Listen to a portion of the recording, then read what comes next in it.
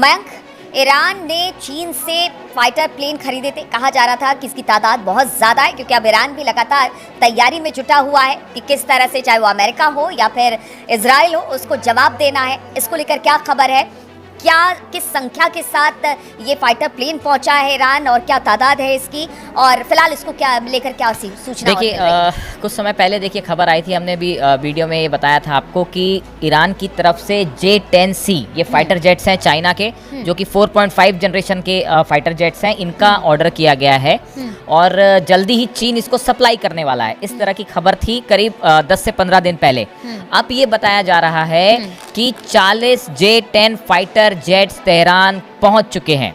देखिए इस खबर के बारे में कोई पुष्टि नहीं की गई है, ना कि ईरान की तरफ से ना चीन की तरफ से, लेकिन ईरान की जो मिलिट्री है उसके सोर्सेज से ये खबर आई है और कई सोशल मीडिया पर भी आपको मिल जाएगी ये खबर कि ईरान की मिलिट्री ने ये बात की पुष्टि कर दी है कि उसके पास जो है चाइना के J-10C फाइटर जेट सब पहुंच चुके हैं। और जैसा बताया जा रहा है, सोर्सेज बता रहे हैं कि इनकी संख्या 40 है।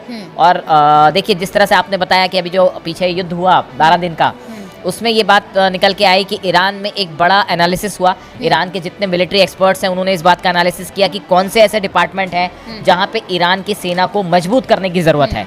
उसमें जो सबसे बड़ा पॉइंट निकल के आया वो था ईरान की एयरफोर्स।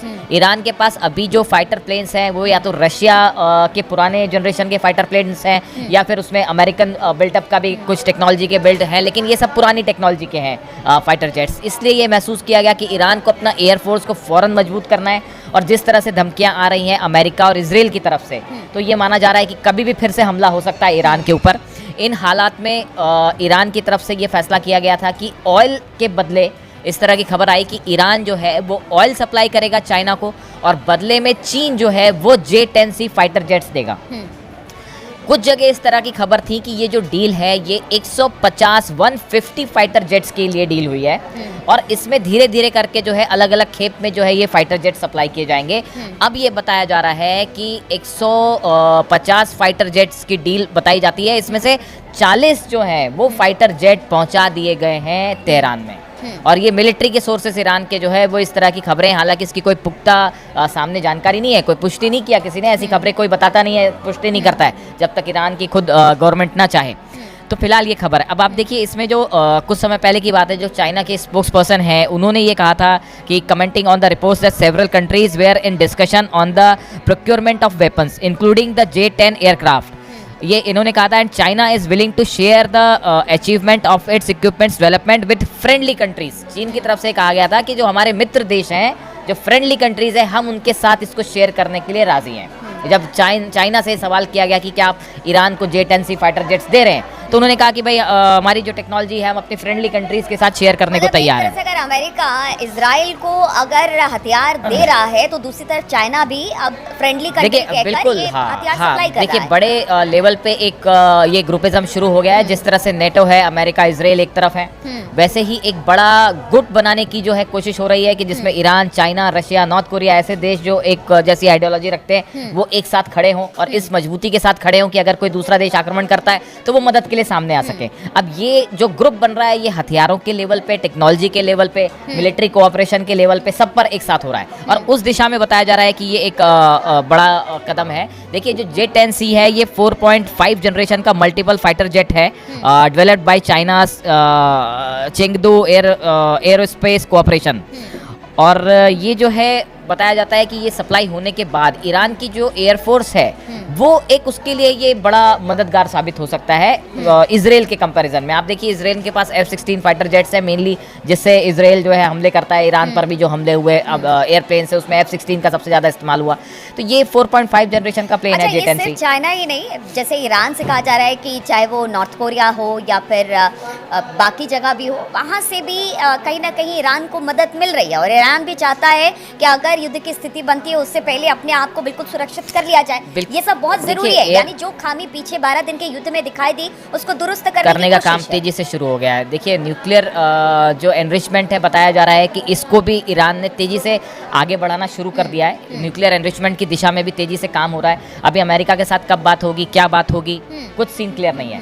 तो एक तरफ तो ईरान में जो है वो इस बात को लेके देखिए एक बड़ी खबर और ये भी है, इस तरह की चर्चा है सोशल मीडिया में कि ईरान में एक ये सवाल जो है जनता के बीच रख दिया गया है, क्या ईरान को न्यूक्लियर टेस्ट करना चाहिए, और एक प्रकार से लोगों का ओपिनियन लिया जा रहा है इस बारे में। और बाय एंड लार्ज बताया जा रहा है कि काफ़ी सारे ईरान के सिटीजन है वो चाहते हैं कि ईरान को जो है वो न्यूक्लियर टेस्ट करना चाहिए और खुद को जो है एक न्यूक्लियर केपेबल कंट्री घोषित करना चाहिए। और उसी तरह से जो ये हथियारों की बात है, तो ईरान के ये 12 दिन के वॉर में आप देखिए कि ईरान का सबसे बड़ा जो पावर था वो मिसाइल पावर और था। सिर्फ ईरान की बात क्यों, अभी तो चलिए युद्ध विराम है, ईरान अपने आप को मजबूत कर रहा है, लेकिन सीरिया में जिस तरह के हालात बन रहे हैं, हमने देखा कि कल परसों फिर एक बार हमला, मतलब वहाँ पर जो जिस एक माइनॉरिटी को लेकर हमला किया गया, फिर से हमला किया गया, तो वहाँ पर भी स्थिति बहुत अच्छी नहीं है। देखिए सीरिया में ये तो सभी जगह के हालात हैं, चाहे आप सीरिया की बात कीजिए, चाहे लेबनान की बात कीजिए, गजा तो सामने है ही, और ईरान के साथ कभी भी फिर से युद्ध हो सकता है। इसमें कोई मतलब आप देखिए कि बस न्यूक्लियर डील को लेके जरा सी बात बिगड़ी और पता चला आपको कि फिर से हमला हो गया, फिर से जंग शुरू हो गई है। और ऐसा भी कहा है सीरिया तो एक बहाना है, ईरान पर निशाना है। तो ये इसके लिए ईरान ने पूरी फिर से तैयारी कर रखी है। और अभी अली खामेनी साहब का जो स्टेटमेंट आया उसमें भी उन्होंने कहा था कि अब की बार अगर ईरान हमला करेगा तो पूरी शक्ति के साथ जो है वो रिप्लाई किया जाएगा, और पिछली बार से ज़्यादा बड़ा रिप्लाई ईरान की तरफ से होगा।